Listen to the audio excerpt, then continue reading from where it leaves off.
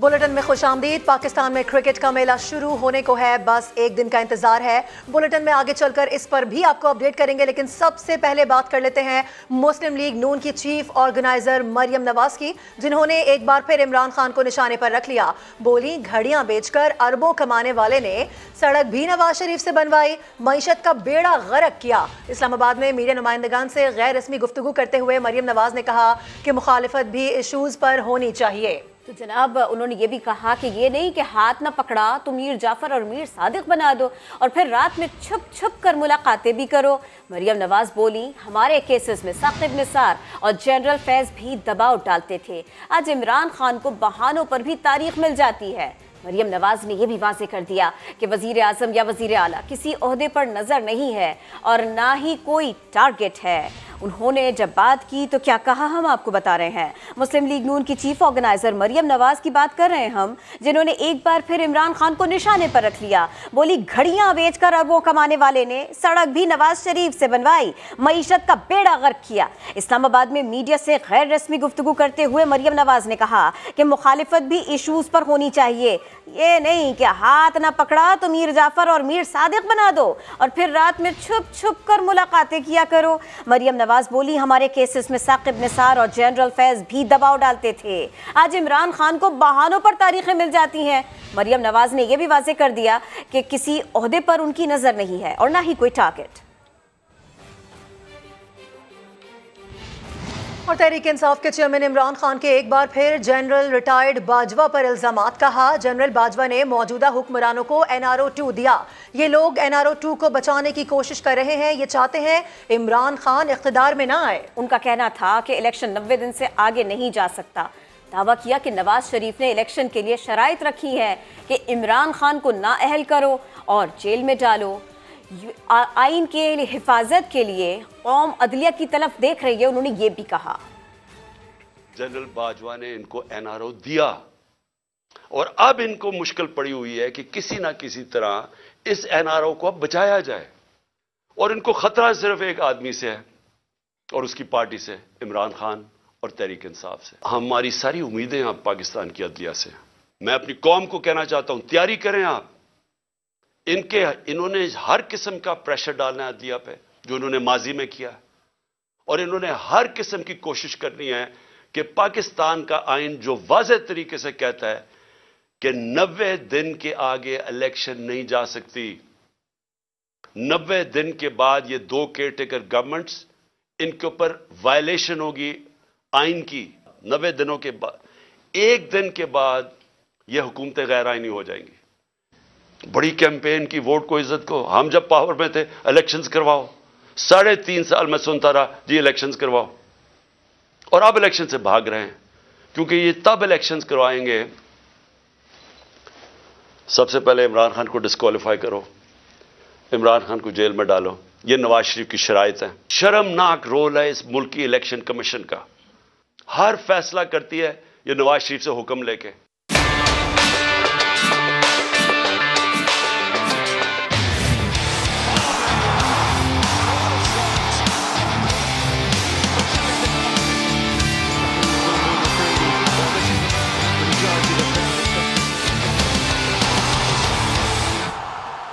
और Shaheen world class bowler हैं, उनका पहला ओवर खेलना मुश्किल होता है। मुल्तान सुल्तान्स के कप्तान मोहम्मद रिजवान कहते हैं कि शाहीन आफरीदी के खिलाफ हिकमत अमली बना रखी है, मैदान में उतरेंगे तो पता चलेगा कौन सी टीम ज्यादा तगड़ी है। को पता है कि शाहीन वर्ल्ड क्लास बॉलर है, दुनिया के जो टॉप बॉलर उसमें उसका शुमार होता है, और स्पेशली T20 की नहीं बल्कि आप किसी भी फॉर्मेट में उसको देख लो, नए बॉल से वो उसका जो अटैक होता है उसको खेलना अनप्लेएबल होता है। मगर बहरहाल हमने भी कोई स्ट्रेटजी बनाई हुई है इसके खिलाफ, उसको हमारी कमी बेशक का पता है, मैं उसकी कमी बेशक का पता है। इंशाल्लाह जिस तरह वो आएंगे कोशिश करेंगे हम भी उसी तरह जाए। प्लेइंग 11 के इंशाल्लाह वो अभी डिस्कशन होनी है, क्योंकि सबको पता है अभी ओवरसीज प्लेयर नहीं आए और पता नहीं कौन कौन से कहाँ तक आ सकते हैं। पाकिस्तान क्रिकेट का सबसे बड़ा मेला PSL 8, इसकी इफ्तिताही तकरीब पहली बार मुल्तान में होने जा रही है, जिसके लिए क्रिकेट ग्राउंड में तैयारियां हतमी मराहिल में दाखिल हो रही हैं। समा के नुमाइंदे मुकर्रम खान हमारे साथ हैं, उनसे मजीद बात करते हैं। जी मुकर्रम। जी बिल्कुल, मैं मौजूद हूँ मुल्तान क्रिकेट स्टेडियम में। PSL 8 का मेला सजने को तैयार है और इस वक्त की अगर सूरत हाल बताता चलूँ तो स्टेज तैयार हो चुका है। परफॉर्मर जो हैं जिन्होंने कल परफॉर्म करना है उनकी रिहर्सल्स जारी हैं और इसके साथ साथ लाइट्स का खूबसूरत जो है एक बेहतरीन इंतजाम कर लिए गए हैं और उसके साथ साथ जो आतिशबाजी होनी है उसके पॉइंट्स फिक्स कर दिए गए हैं और इसके साथ साथ इसी इवेंट पर जो है दुनिया भर के लोगों की आँखें जो हैं तवज्जो जो है वो मरकूज़ होगी और जब जो कि शायकीन है उनका इंतज़ार जो है वो बस ख़त्म होने को है, क्योंकि एक रोज़ ही बाकी रह गया है। और अगर मेरे पीछे ग्राउंड में अगर आपको सीट्स खाली दिखाई दे रही हैं तो ये कल जैम पैक होने वाली हैं, क्योंकि सारी टिकट्स जो हैं वो फ़रोख्त हो चुकी हैं और शहरी जो हैं वो तगोदौ में है कि काश या शायद कि कोई मज़ीद टिकट जो हैं वो उनको मिल जाए, वो भी इस रंगारंग तकरीब का हिस्सा बन सकें। और इसके साथ साथ इस वक्त जो है लाहौर कलंदर और मुल्तान सुल्तान के प्लेयर जो हैं वो भी प्रैक्टिस सेशन उनका जारी है और जो कल जो है वो 3 बजे शायकीन क्रिकेट को ग्राउंड में जो है वो एंटर होने की इजाज़त होगी। फ्री बस सर्विस का भी इनेकाद कर दिया गया फातिमा जिन्ना टाउन से और 3 बजे के बाद जो है यहाँ एक खूबसूरत जो है वो कौमी मेला सजेगा और उसके बाद जो है जो इफ्तिताही तकरीब है उसके जो मेहमान ख़ुसूसी हैं वो चेयरमैन PCB होंगे और इसके अलावा यहाँ पर जो है सिक्योरिटी के सख्त तरीन इंतजाम किए गए हैं। PSL 8 का मेला मुल्तान इंटरनेशनल स्टेडियम में सजने को है। 2 हमशक्ल बहनें मुल्तान सुल्तान्स की फ़ैन हैं और अपनी टीम को सपोर्ट करने के लिए तैयारियों में मगन है। मकसूद चौहान रिपोर्ट करेंगे। Pakistan super league season 8 cricket का कौमी मेला मुल्तान इंटरनेशनल स्टेडियम में सजने को तैयार। PSL की इफ्तिताई तकरीब में शिरकत के लिए मुल्तान की जुड़वा बहनें हैं बेकरार। मैं मुल्तान सुल्तान को सपोर्ट करने के लिए ग्राउंड में जाऊंगी। मुल्तान का सुल्तान है मोहम्मद रिजवान। मैंने टिकट खरीद ली है, मैं अपने दोस्तों के साथ मैच देखने जाऊंगा और मैं खूब मजा करूंगा। चेहरे पर पेंट लगाती, प्ले कार्ड्स तैयार करती, सिरात और नशरा अपनी पसंदीदा टीम को सपोर्ट करने के लिए तैयारियों में लगी हुई हैं। मैं लाहौर कलंदर की सपोर्टर हूं और मैं मैच देखने जाऊंगी और मैंने उसके लिए बहुत सारी तैयारी कर रखी है। मैंने प्ले कार्ड्स बनाए हैं। मैं अपने दोस्तों के साथ स्टेडियम मैच देखने जाऊंगा। मुल्तान सुल्तान जीतेगा। PSL की रंगारंग इफ्तिताई तकरीब के बाद मुल्तान सुल्तान और लाहौर कलंदर के दरमियान सीजन 8 का पहला टाकरा होगा। कैमरामैन चौधरी महबूब के साथ मकसूद चौहान, समा मुल्तान। और रुख करेंगे कराची का, जहां इस्लामाबाद और कोयटा की टीमें भी अपनी सलाहियतों को निखारने में मसरूफ हैं। हमारे साथ हमारे नुमाइंदे मौजूद हैं। हुज़ैफा खान, उनसे बात करेंगे। हुज़ैफा, खिलाड़ी तैयारी कर रहे हैं, प्रैक्टिस हो रही है।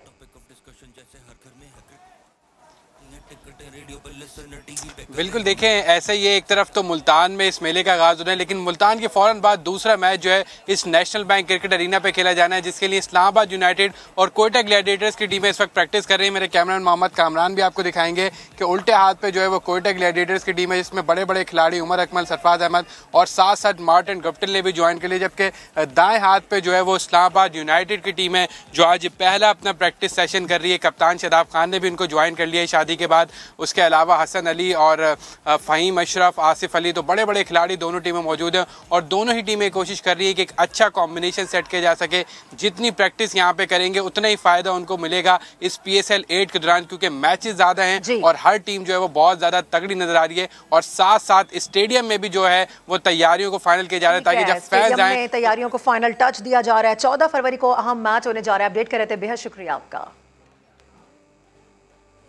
PSL 8 सीजन इसका तो आगाज़ होने को है। मुल्क भर में क्रिकेट के दीवानों का जोश व खरोश उरूज पर पहुंच गया है।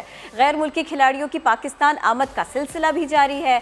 आपको बता दें, ऑस्ट्रेलिया के wicket keeper batter Matthew Wade और जनूबी अफ्रीका के स्पिनर तबरेज शमसी कराची पहुंच गए। सीजन 8 में कराची किंग्स की नुमाइंदगी करेंगे। जिम्बाब्वे के सिकंदर रजा ने भी लाहौर कलंदर्स को ज्वाइन कर लिया। उधर पाक अमरीका दिफाई मुज़ाकरात का दूसरा दौर कल से वाशिंगटन में शुरू होने जा रहा है। दरमियानी सतह के मुज़ाकरात 16 फरवरी तक जारी रहेंगे। तर्जुमान दफ्तर खारजा के मुताबिक पाक अमरीका दिफाई मुज़ाकरात का पहला दौर जनवरी 2021 में पाकिस्तान में हुआ था। दूसरा दौर कल से वाशिंगटन में हो रहा है। पाकिस्तानी वफ़द की क़यादत चीफ ऑफ जनरल स्टाफ करेंगे, जबकि वफ़द में वज़ारत खारजा, जॉइंट स्टाफ हेडक्वार्टर्स के हुक्काम शामिल हैं। तीनों मुसल्लह अफवाज हेडक्वार्टर्स के हुक्काम भी वफ़द का हिस्सा होंगे। तर्जुमान दफ्तर खारजा का कहना है कि अमरीकी टीम की नुमाइंदगी अंडर सेक्रेटरी डिफेंस ऑफिस करेगा, जबकि मुज़ाकरात में दिफाई और सिक्योरिटी ताउन के उमूर पर बातचीत होगी। कोयटा से कराची आने वाली फैमिली को पुलिस ने चेकिंग के बहाने लूट लिया है। शहजाद के रक्शे को नुमाइश के करीब पुलिस मोबाइल ने रोका था। शाहनवाज अली कादरी इसी पर रिपोर्ट कर रहे हैं।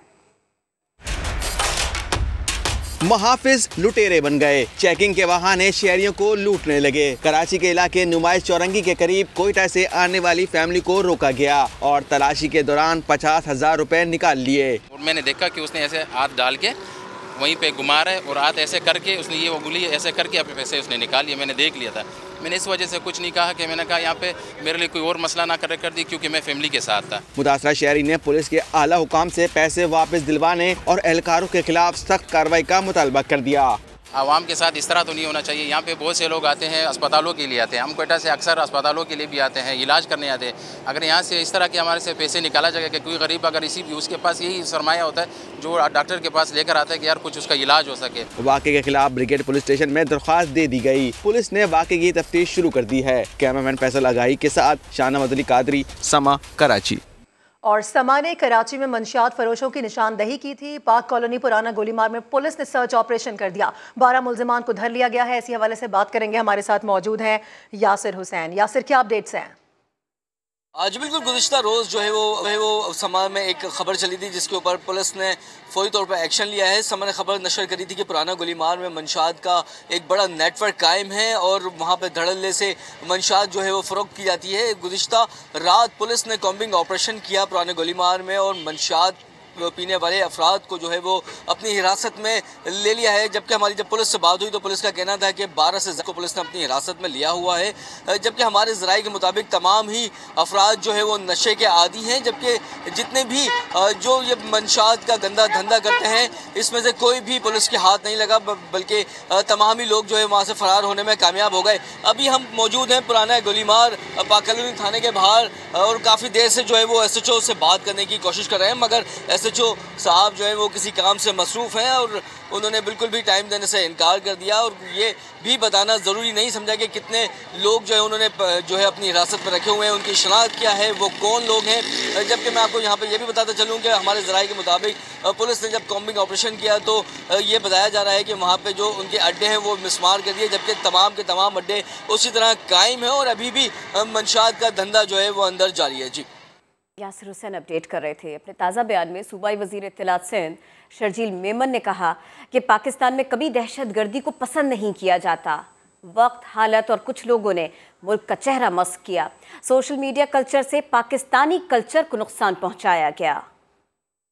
हमारे मुल्क का असल चेहरा जो है, जो दुनिया को इस वक्त दिखाया जा रहा है, वो नहीं है। पाकिस्तान कभी भी दहशतगर्दी को पसंद नहीं करता था। जो हमारे पूरे पाकिस्तान का कल्चर है, खुसूसी तौर पर हम सिंध में बैठे, जो सिंध का कल्चर है, सिंध हमेशा सूफियों की धरती के तौर पर जानी जाती है। लेकिन वक्त ने, हालात ने और चंद बेवकूफ लोगों ने पाकिस्तान का जो चेहरा है उसको ना सिर्फ पाकिस्तान में खराब करने की कोशिश की, लेकिन पूरी दुनिया में उसको एक गलत तरीके से पोर्ट्रे करने की कोशिश की। ना समझ लोगों ने जो आपको आज सोशल मीडिया पे जिस तरह के नया कल्चर शो शुरू किया है, खवातीन के एहतराम हमारे पास हमेशा से रहा है, लेकिन जिस तरह खवातीन रिपोर्टर्स के साथ, खवातीन एंकर्स के साथ जो उनके खिलाफ ट्रेंडिंग, जो लैंग्वेज, जिस तरह की सारी चीजें शुरू की गई हैं, ये हमारा पाकिस्तान का कल्चर नहीं है। और अब बात आवाम की परेशानी के हवाले से। मुल्क भर में मुर्गी की कीमत हाई फाई हो गई है। VIP मुर्गी खरीदना गरीब आवाम के बस से बाहर होता जा रहा है। कराची, रावलपिंडी, इस्लामाबाद में मुर्गी फ़ी किलो 720 रुपए तक जा पहुंची है, जबकि लाहौर में मुर्गी की जगह मछली पसंदीदा डिश बन गई है। आवाम की मुश्किलात और दुकानदारों का मौक़िफ़ इस रिपोर्ट में देखिए।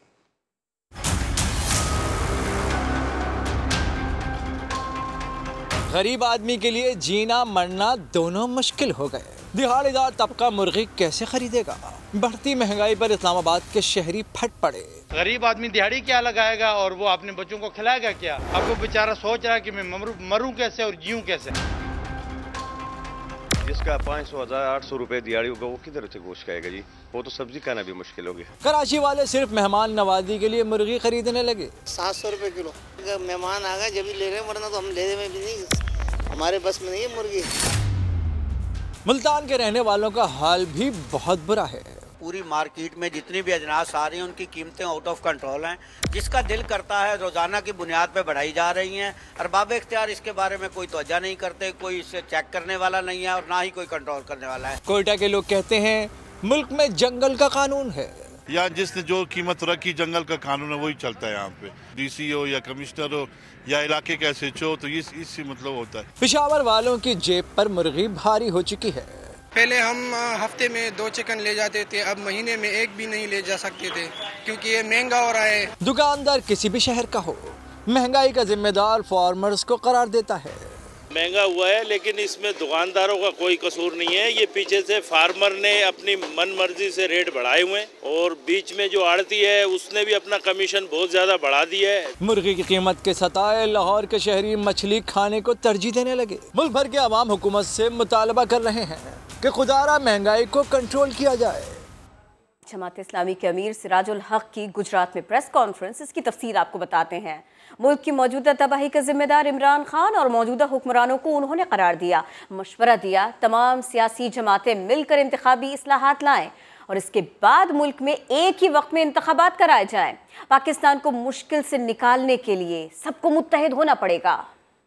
मौजूदा हुकूमत और साबिक हुकूमतों ने मुल्क को मायूस किया, मुल्क को IMF का गुलाम बनाया।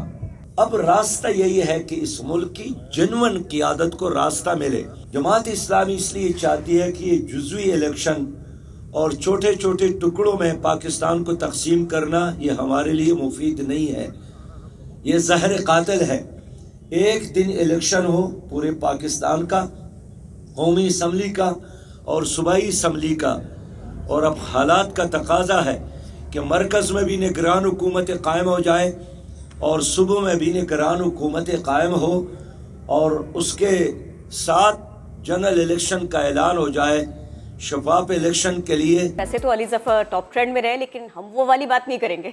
हम आपको बताएं, लाहौर लिटरेचर फेस्टिवल का तीसरा और आखिरी रोज गुलकार अली जफर ने उर्दू अदब की नशिस्त में हिस्सा लिया। कहा इस तरह के फेस्टिवल्स का इनेकाद नौजवानों के लिए बहुत जरूरी है। हमारी नुमाइंदा आयशा अता ने उनसे कुछ गुफ्तगू की है, आपको दिखाते हैं। अच्छा, बिल्कुल 3 रोज़ा लिटरेचर फेस्टिवल जो है वो यहाँ पर जारी है। मुख्तलिफ हॉल्स में मुख्तलिफ सेशंस का इनेकाद किया जा रहा है। अभी इस वक्त हमारे साथ जो है वो अली जफ़र साहब मौजूद हैं। इनसे हम जानते हैं इनके जो तजुर्बात हैं, जो सेशंस में इन्होंने हिस्सा लिया और जिस तरह से इन्होंने आज परफॉर्म किया, इस हवाले से वो क्या कहना चाहते हैं और साथ ही साथ उन्होंने क्या मैसेज जो है वो देना चाहा है वो भी जानते हैं। बहुत ही ज़बरदस्त चीज़ हुई है ये जो हो रही है लिटरेचर फेस्टिवल, जो अदब, फ़नून लतीफ़ा, आर्ट, यही वो सब चीज़ें जहाँ पे आपको बहुत से आंसर्स मिलते हैं। ऐसी एक्टिविटीज़ होनी चाहिए यूथ के लिए, और वैसे भी इससे हमारा माशरा जो है वो रंगीन लगता है। उसमें एक सोच पनपती है, सोचने का तरीका अप्रिशिएट किया जाता है, आपस में एक डिस्कोर्स होता है, बातचीत होती है। तो ये बड़ी ज़बरदस्त चीज़ थी और मुझे बहुत मज़ा आया यहाँ परफॉर्म करने का भी, क्योंकि इतने सारे लोग, इतना प्यार, और आज भी बहुत मज़ा आया। बिल्कुल, आपने सुना कि अली जफ़र का कहना है कि यहाँ पे परफॉर्म करके ना सिर्फ इनको मज़ा आया बल्कि मुख्तलिफ सेशंस में उन्होंने जो अपने तजुर्बात का इजहार किया वो भी नई नस्ल के लिए जो है वो एक अच्छा पैगाम दे रहे हैं। इस तरह के इवेंट्स का इनेकाद होते रहना चाहिए। जी, आयशा था अपडेट कर रही थी। जहलों में आलमी शोहरत याफ्ता तारीखी मकाम किला रोहतास के पास जिप लाइन पॉइंट सयाहों की तवज्जो का मरकज़ बन गया। पाकिस्तान की दूसरी और पंजाब की सबसे बड़ी जिप लाइन पर स्लाइड से सयाह खूब लुत्फानंदोज हो रहे हैं। इम्तियाज बेग रिपोर्ट कर रहे हैं।